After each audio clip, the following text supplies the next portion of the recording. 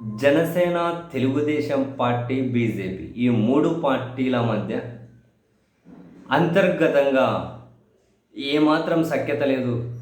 చాలా చోట్ల బహిరంగంగానే అది బయటపడుతోంది. అక్కడో ఇక్కడో ఎందుకు, సాక్షాత్తు ఉప ముఖ్యమంత్రి జనసేన అధ్యక్షుడు ప్రాతినిధ్యం వహిస్తున్న పిఠాపురంలోనే ఎలా ఉందో మనం చూసాం గత 2 రోజులు.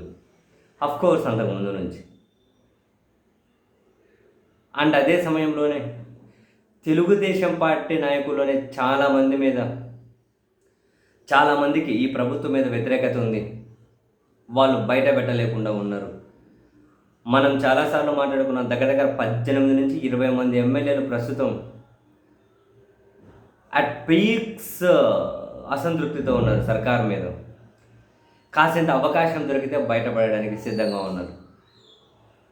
And Telugu Desam party media report ప్రకారమే వాళ్ళు కథనాలు ప్రసారం చేస్తున్న దాని ప్రకారం, తెలుగుదేశం పార్టీ అఫీషియల్ మీడియా కథనాల ప్రకారం ఏకంగా హెడ్డింగ్లే 6 మంది ఎమ్మెల్యేలు తీవ్ర అసంతృప్తిలో ఉన్నారు అని చెప్పి వాళ్ళు పెట్టినటువంటి హెడ్డింగ్ ప్రకారమే తాజాగా మార్కెట్ యార్డ్ చైర్మన్ అని ప్రకటించారు కదా.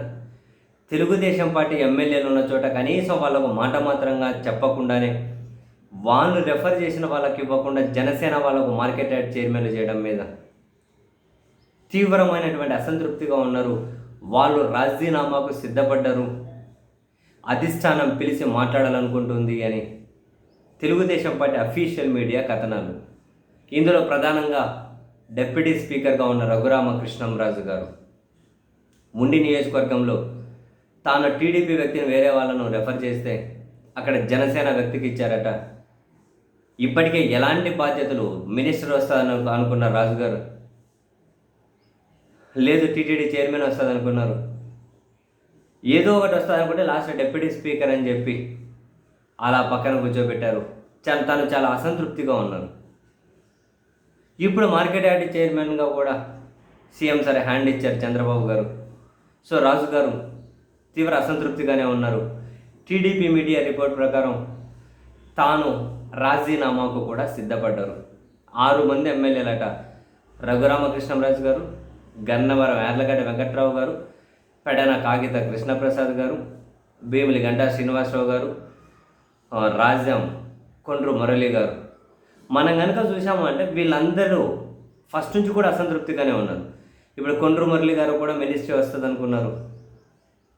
లేదు, పైపెచ్చి అక్కడ తనకు వ్యతిరేక వర్గంగా ఉన్నటువంటి కావలి ప్రతిభా భారతి గారు, వాళ్ళ కూతురు గ్రీష్మ వీళ్ళని ఎంకరేజ్ చేస్తూ ఉన్నారు. ఈవెన్ గన్నవరం యార్లగడ్డ వెంకట్రావు తాను కూడా చాలా తీవ్ర వ్యతిరేకతతో ఉన్నారు.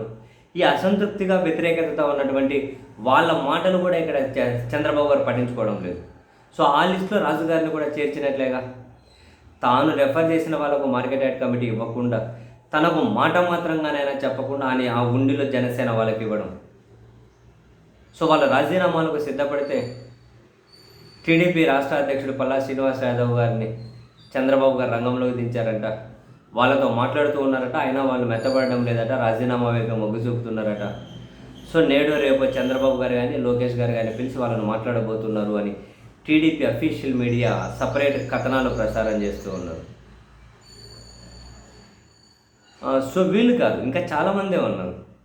వాళ్ళ కనుక ఆల్టర్నేటివ్ థర్డ్ వేదిక కనుక దొరికితే వాళ్ళు ఇప్పేది. మొన్న పలంగా కొందరు జగన్ గారి పార్టీ వైపు రాలేకపోవచ్చు.